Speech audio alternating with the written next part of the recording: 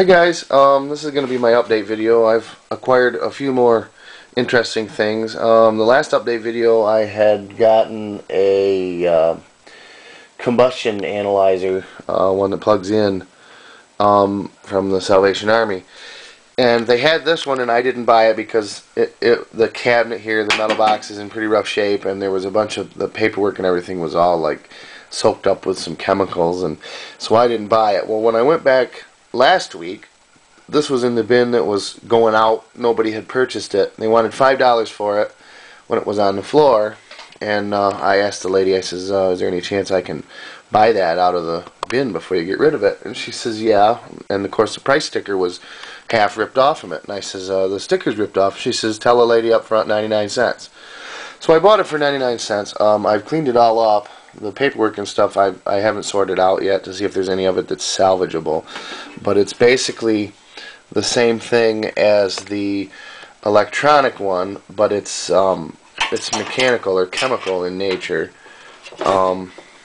Basically what you have is you have this. It's a Fire-Rite combustion analyzer. Here's the label on the cabinet, and basically there's a chemical in here. I can't remember what it is.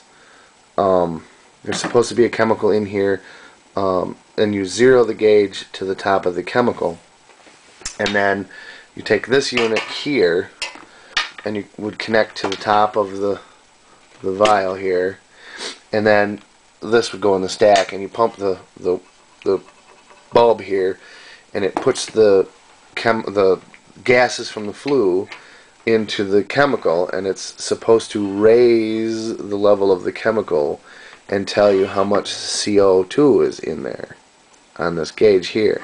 Well, there's a rubber diaphragm in the bottom of it. It's supposed to be completely sealed up at this end unless you press down on this valve here, and the bottom has some breathers. There's where it says Bacharach Instrument Company, and there's a rubber diaphragm in the bottom that's supposed to seal that end. Well, as you can see, the rubber's disintegrated, and so all the chemical leaked out into the box and soaked up into all the paperwork and took the paint right off of the box and kind of made a mess out of it.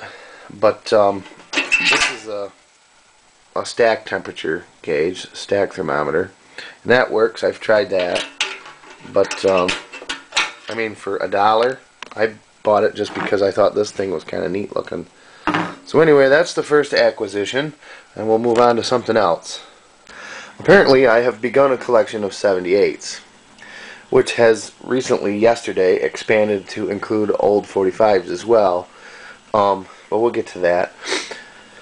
I picked up these are 12-inch records. I picked up this bunch of 78s, as well as 22 of these same type books that contain 2, 3, 4, 5 records of a set of the 10-inch albums or 10-inch records, and I got a halfway decent price on them. I don't know, something to collect, I guess. It's old-fashioned music, you know. I saw this one I thought was interesting. These are Victor Red Seal records. They're translucent red, which are pretty cool. Not as rare as I thought when I picked them up, but no matter. These are actually vinyl, I believe. They're flexible somewhat, versus the older styled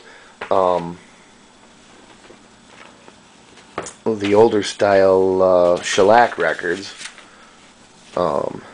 This one here has the original playbill type thing in it. Of course, this is a shellac 78, but they're all in really good shape.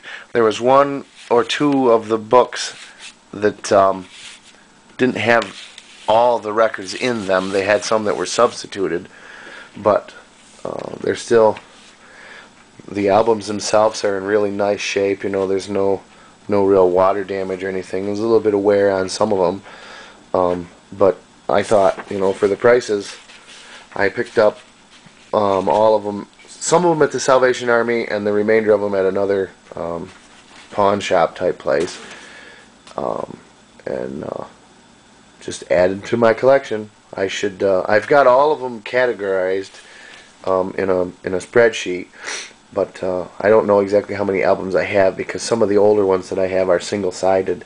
So I'll have to go through the list and verify actually how many, a number value of 78s that I have. But moving on, I picked this baby up at a local festival. It's an RCA model 87X, made in, I believe, 1937. It's got all the original knobs, original faceplate, dial. It's got a tuning eye tube. It is missing this one piece of the cabinet that's been broken off here, and the veneer is in kind of rough shape up here. It's missing this front strip here, and the cabinet itself is loose. It's going to need regluing, but other than that, it's pretty solid. The faceplate here is in really good shape. It's not warped or anything, and I believe it's all here. I haven't powered it up. I haven't done anything to it. There's the insides of the chassis, and it's got another scary hack job on the power cord. But it looks to be all here in decent condition. It's got this neat thing here, and it's connected to these terminals with a shielded wire, and I thought, well, that doesn't look original, this switch. But it's some kind of an accessory, and this label here says an inexpensive model R93A or R94 record player attached here will make a fine phonograph of this radio. And this actually has on the bottom side right here an RCA jack to connect in a record player, and I would assume that this is either on and off, or well, it feels like there's a filter cap back there. Maybe this is some kind of a tone, maybe ceramic or magnetic pickup or tone or something, because it does feel like there's a cap back there. Or maybe it is just a mute. But I thought that's kind of neat as some kind of an accessory, because it certainly looks factory made, and it was attached to the radio. But yeah, it's in pretty decent shape. Like I said, I gotta reglue the cabinet. You can see that joint down there is broke, and this one up here is broke. But other than that, it looks pretty sound. I haven't had the chassis out of it to look at the underside, but they had it marked $25, which I thought was high, and I was hoping to get it for $15, but they wouldn't let it go. I had to get it for $20. But it's not in bad shape. It is a multi-band. It's got shortwave broadcast and medium wave, and this one knob here in the window says medium broadcast and shortwave, but the little dial is loose on the shaft, so it kind of spins too far. And I think this is for tuning, which doesn't do anything, so I'm going to assume that the dial cord is broken. This is I would assume volume. It's just a knob, a rotary knob, and I think this one clicks. It feels like that's power, and then this is a smaller click here for maybe tone, but I'm not sure. I'll have to look it up online and see if I can find out how to operate it. But another radio to add to my collection. Yay. Moving on. Here's the 45s that I talked about a little bit earlier. I initially thought when I saw these on the shelf that maybe they were real tapes, and so of course I slid them out and it says records, and these are Red Seal. All of them are not, but this particular album is Red Seal Records. I haven't dated these or logged these in my spreadsheet yet, but I would guess they're from the late 40s or early 50s. And there was a couple that didn't belong. These were actually in this waltz box, and these are singles. in the original sleeves, and all of these have the original.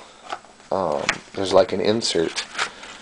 All of them have it but one, and that one also, the one that's missing the insert, also does not have the individual sleeves.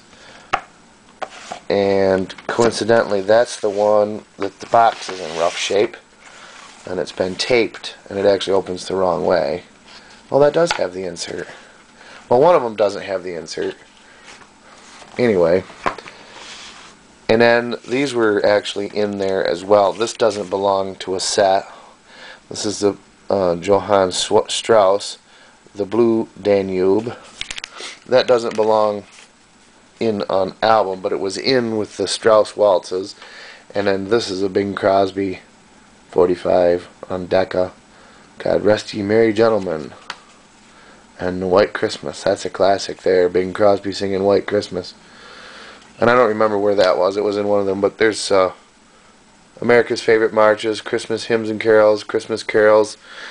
The one that's missing the sleeves, Mario Lanza sings Christmas songs.